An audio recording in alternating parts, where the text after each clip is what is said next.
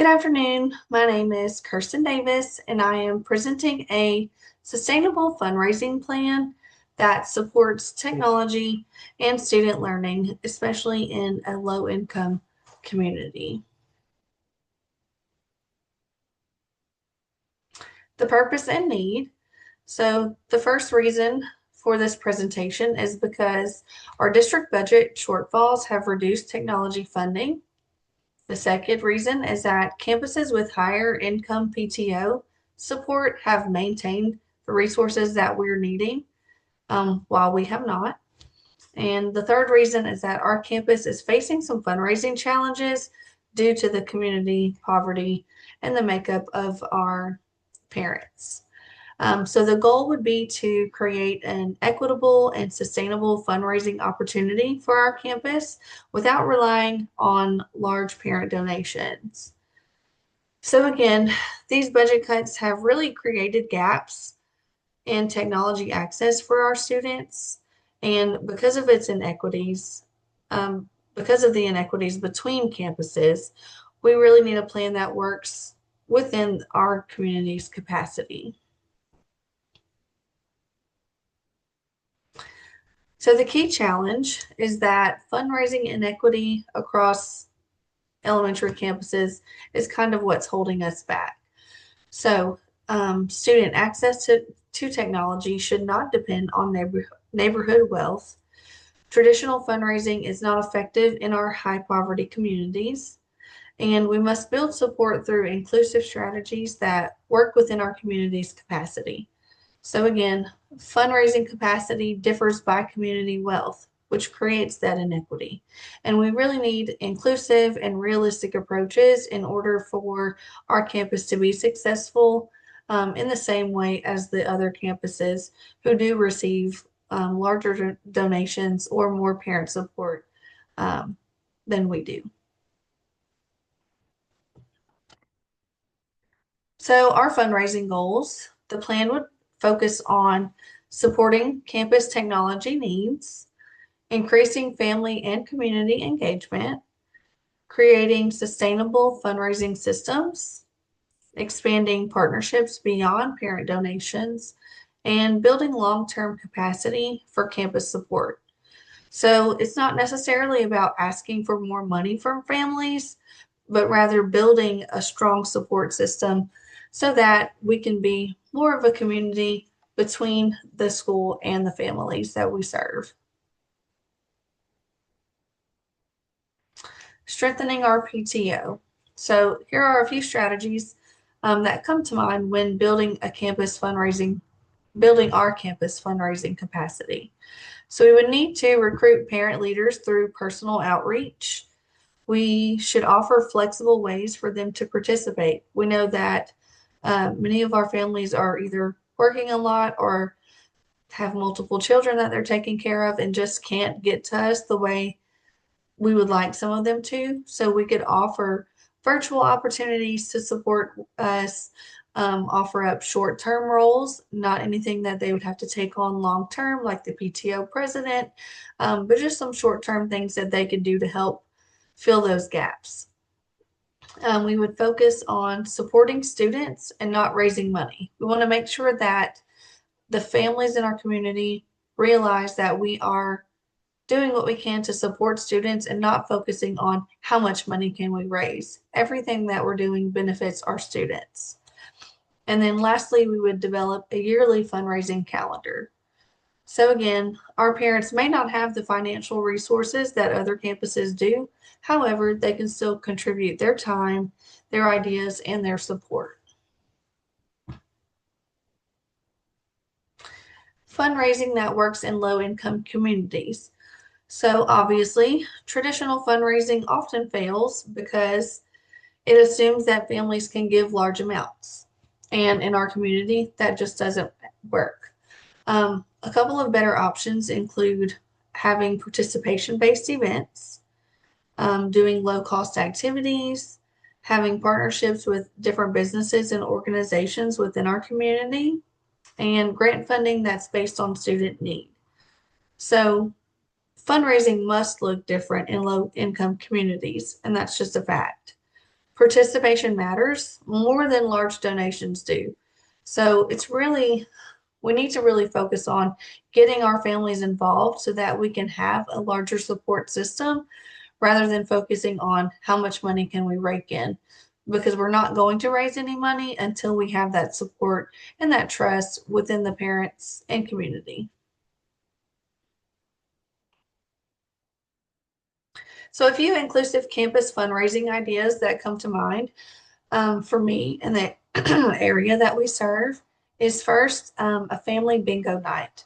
So with a family bingo night, this is just an affordable and fun activity for everyone, our students, our families, the parents who can come. You typically have a high turnout with events like this. We could do something as simple as a $1 to $2 bingo card. If you'd rather charge entry, you could do a $1 to $5 entry fee. Um, Local businesses could donate prizes, so that would not come out of pocket at all. And then this just builds community while raising funds at the same time. Would we raise a lot of money? Maybe, and maybe not. But at the same time, we are still getting that community involvement that we're seeking. Our families are coming in, they're doing stuff with their kiddos, um, and just seeing what we could do together as a campus and family partnership. A second one would be either penny wars or a coin challenge, whichever you like to call it. Um, this one is typically fun because even our students that are extremely low income find ways to participate. They're either digging in couches or in their parents' cars. They're finding coins and they're bringing them to school. So students just bring in that spare change. It's a friendly competition either between grade levels or different classrooms. And it encourages participation without being a financial burden to families. So nobody's having to stress about how much they can donate, but in a way, everybody can still donate. And believe me, those kids do every time. And third would be a business like adopt a classroom situation where local businesses would sponsor a specific classroom technology need, whether that be a projector or a class set of headphones. This just creates a long-term community partnership, and recognizing those businesses for their contributions really builds ongoing support between that business and our campus. So we're building strong school culture with events like this. We're building pride, all while raising funds for our school.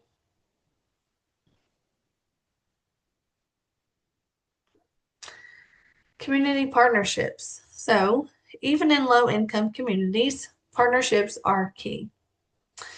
Potential partners for us in our area would be local businesses, churches, or different nonprofit organizations, civic organizations like the Rotary Club or the Lions Club, local colleges, or other workforce programs. The support may include donations, volunteers, or sponsorships. So, community partners provide support beyond what the parents can do for us.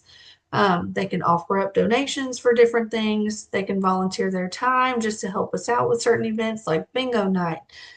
They could be working that so that our families could enjoy and not have to be the ones working the event.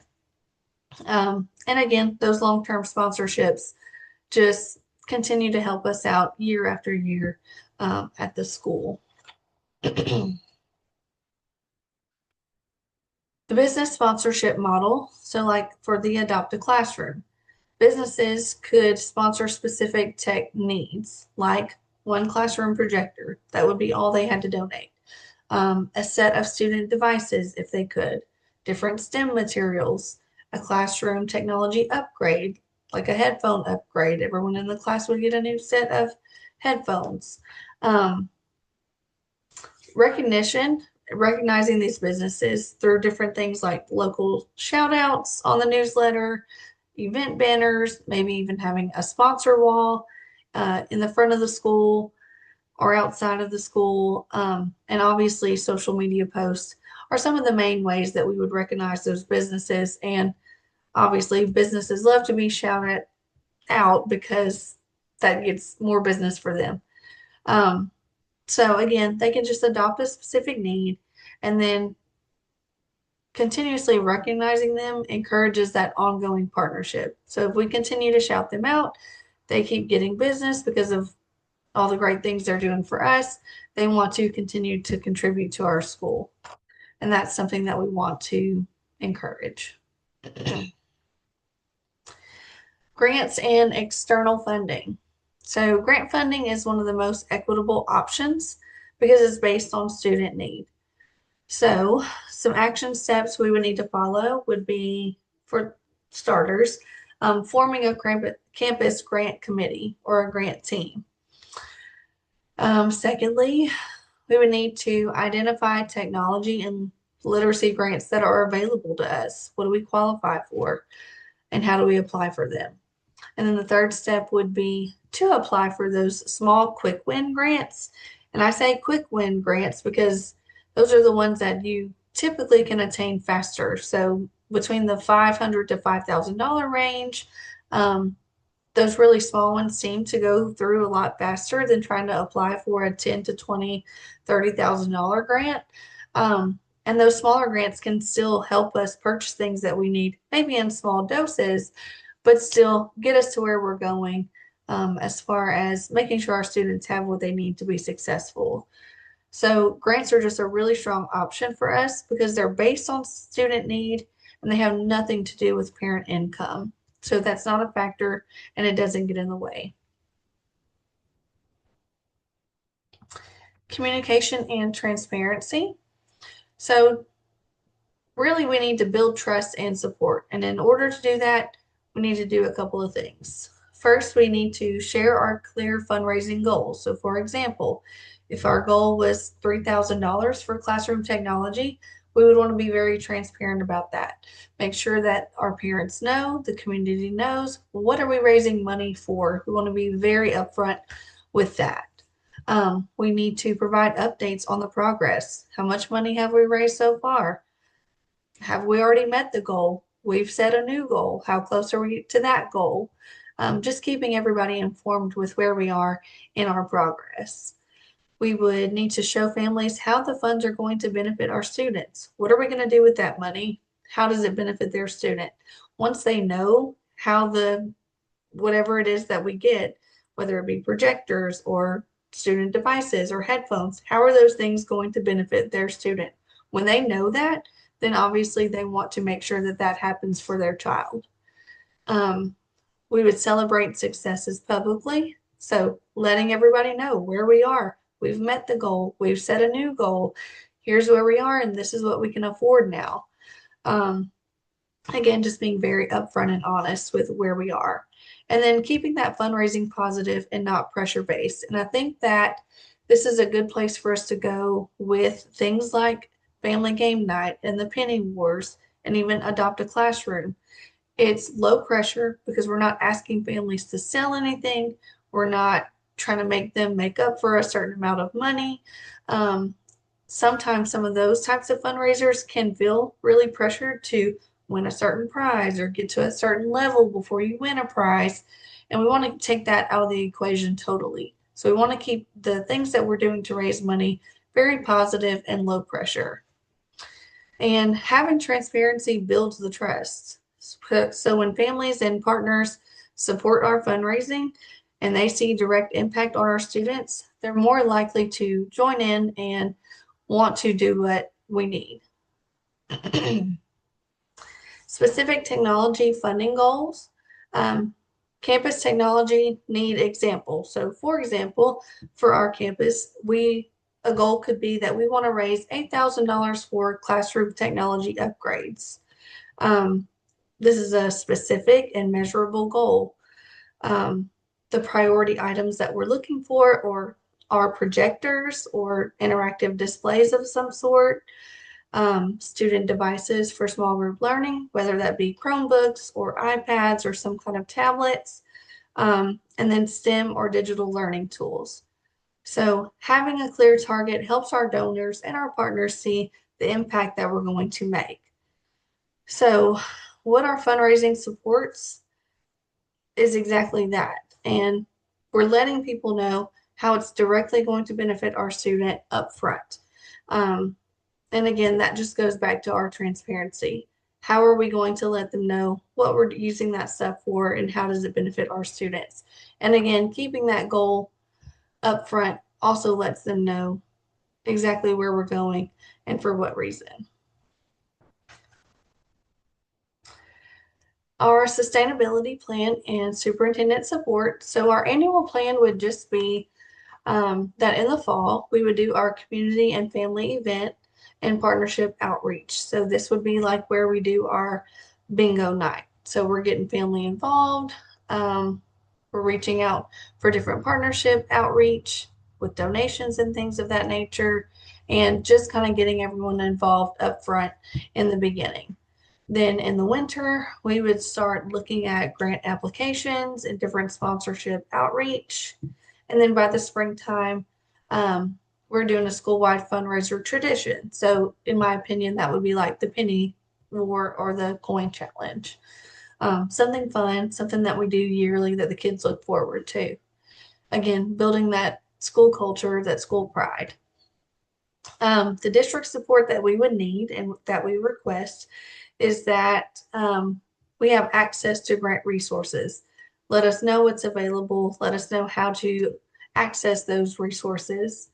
Helping connect us with different district level business partners that are already involved with our district. Let us reach out to them as a campus and see if there are ways that they could support us as well independently. And then giving us any guidance on fundraising compliance. What do we need to make sure we stay aware of? How do we make sure we do this right? Just guiding us through that process. And obviously, overall, the outcomes would be that we increase sustainable funding for technology. We are strengthening community involvement. We're building partnerships between beyond the campus boundaries, so beyond what parents can do for us. And most importantly, giving equitable student access to the resources that they deserve and that they need.